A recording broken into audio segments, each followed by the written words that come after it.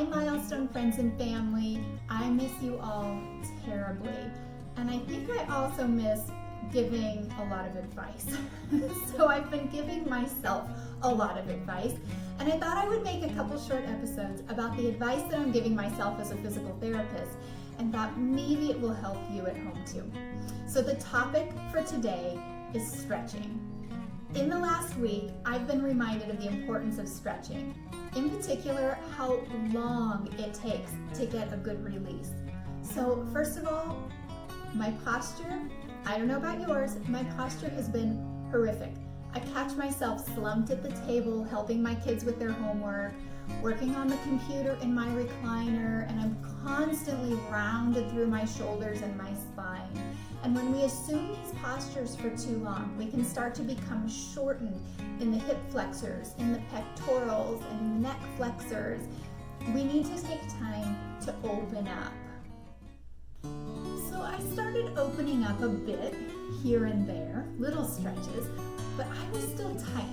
In order for our connective tissue, or our myofascial tissue to release, it needs to be a long, light stretch with a calm nervous system.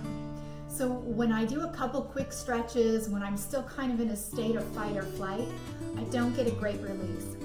If, however, I slow down, maybe I start with some diaphragmatic breathing or some low and slow belly breaths, then I spend 30 seconds or even several minutes in a gentle stretch, and I repeat it 3 times or so. The fascia will actually release and lengthen, allowing the tissue to rehydrate and become more elastic, and I feel better. So give yourself time to stretch. It'll be worth it.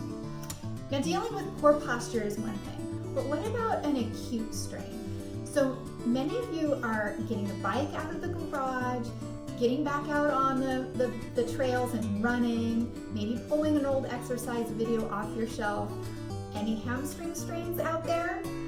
Mine was a neck strain last week caused by a chicken. So as many of you know, I have 3 boys at home, and since we're homeschooling as we shelter in place, I thought it'd be a great idea to raise chicks. So my boys are doing great, and they're really getting familiar with and brave with the chickens. I, however, am still a little bit skittish.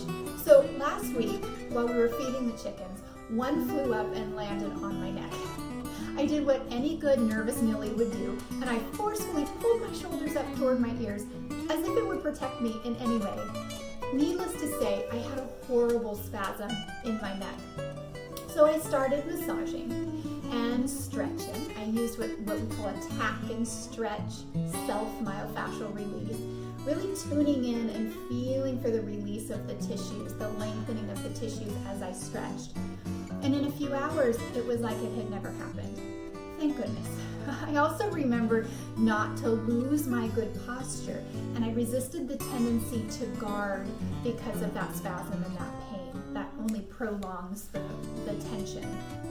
So the moral of the story is stretch gently and take your time. It really will be worth your while. If you want more information on myofascial release or particular stretches, send me an email, give me a call anytime. We are doing telehealth appointments, and I really hope to see you in the clinic soon, whether it's for rehab or for wellness.